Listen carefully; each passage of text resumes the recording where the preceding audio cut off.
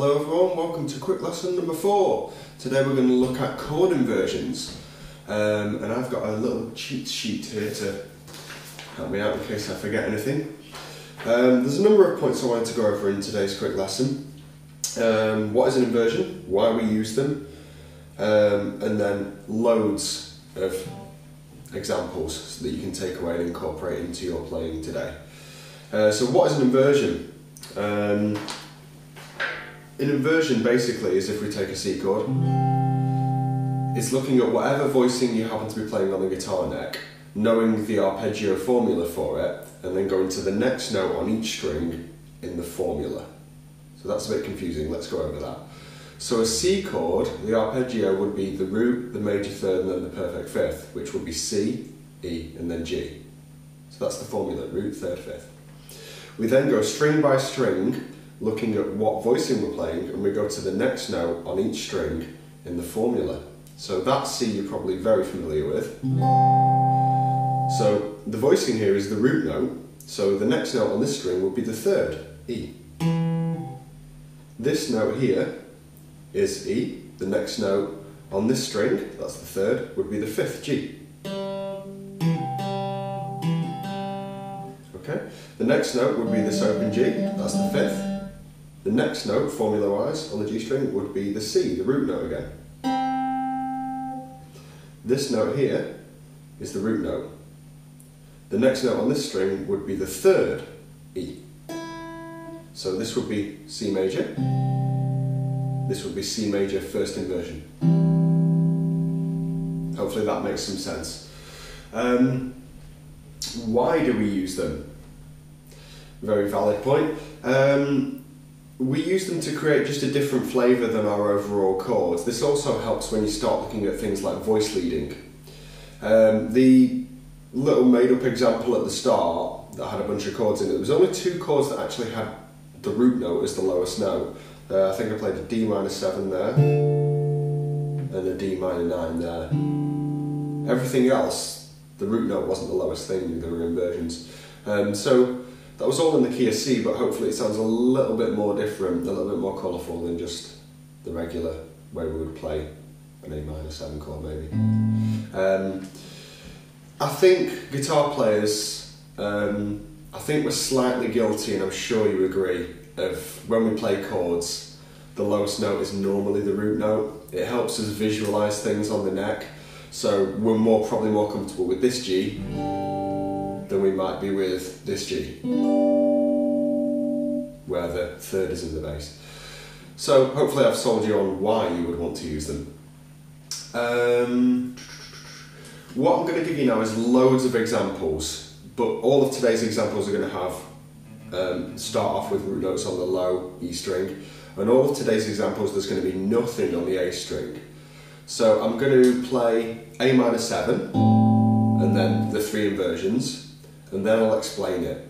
Okay, so this is going to be a great reference part of this video.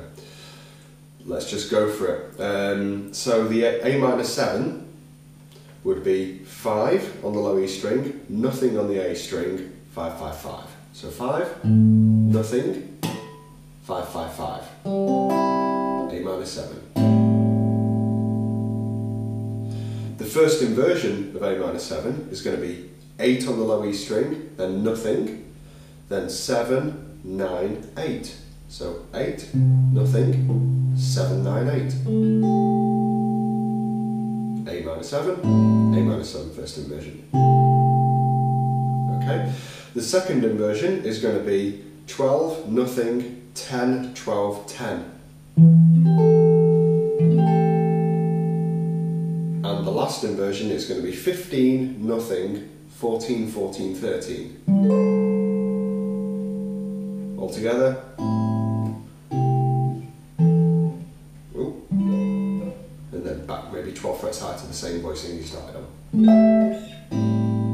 So this is great for many things. 1 chord vamps, if you're doing a 1 chord vamp.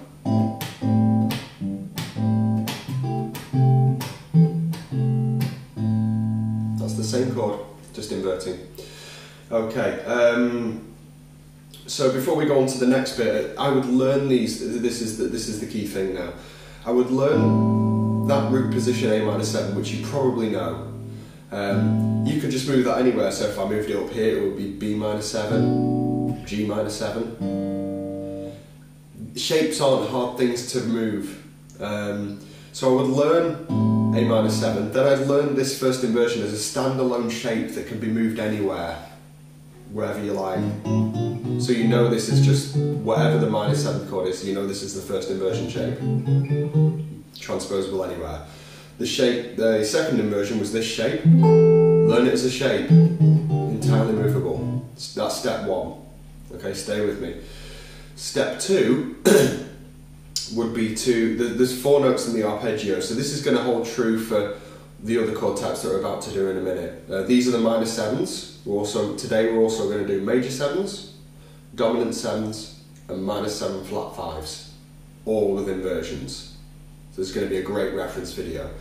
Those are all the 7th chords that appear in key, so it's great for jazzy stuff, poppy stuff, rock stuff, whatever you like. And my amp's making noise, 1 second. I don't know why it does that at the moment. Anyway, so for all of these, we learn them as standalone shapes. Then it's very, very advisable to think about this stuff as your arpeggio. So an A minor 7 arpeggio would be the root A, the minor 3rd C, the perfect 5th E, and then the minor 7th G. Why do we do that? Well, you just learned the root shape and then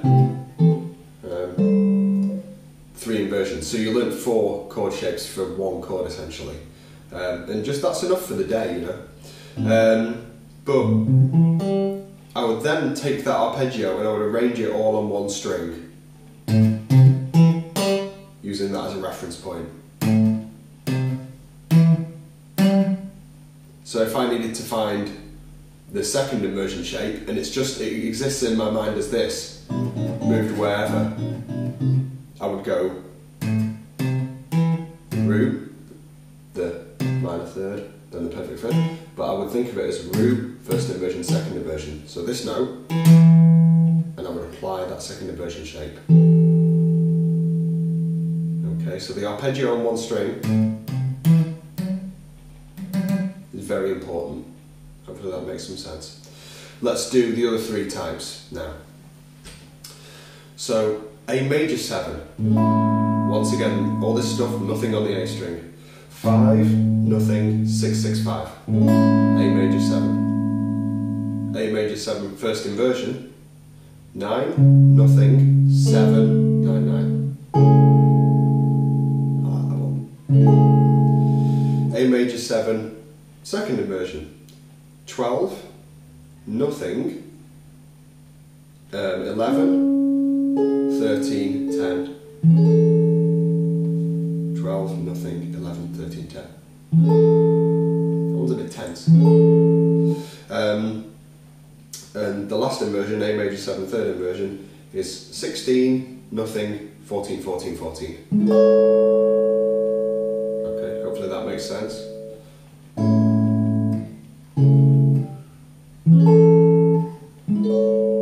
And then eventually, back to that.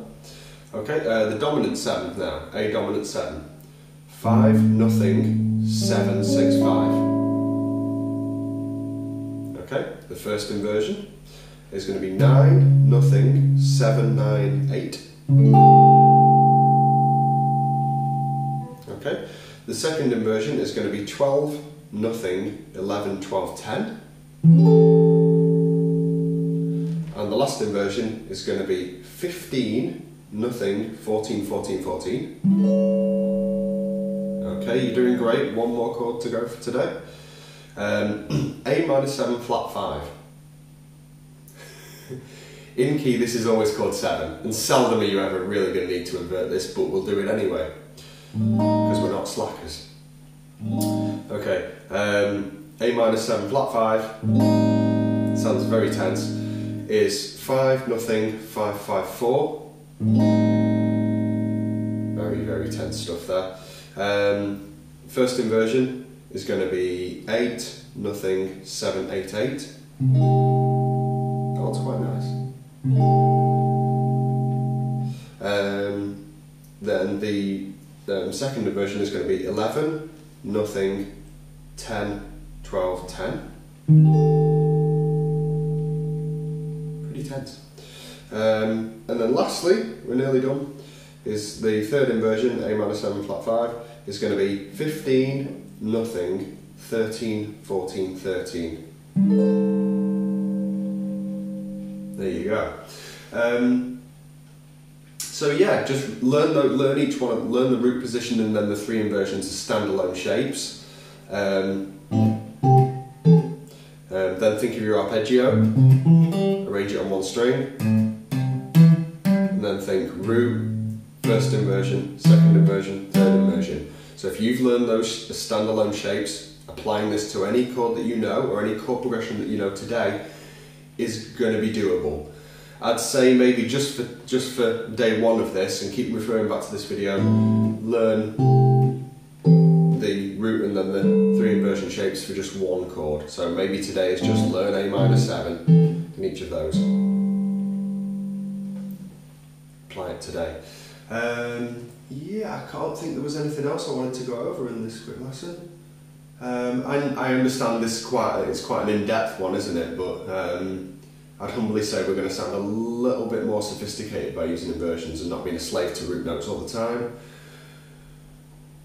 Yeah, I can't think of anything else. Hit the like button, subscribe. If you would like Skype tuition, my email is in the description there. Leave a comment on maybe if there's something you're a little bit stuck with that I've not been clear with, but rewind the video, go over it. Also maybe leave me a comment if there's something you'd like to see in an upcoming video, if there's a topic you'd like me to cover, maybe something that I can't answer in the comment section there. And share this video. Brilliant. Thank you very much for your time and I'll see you next week. Bye bye.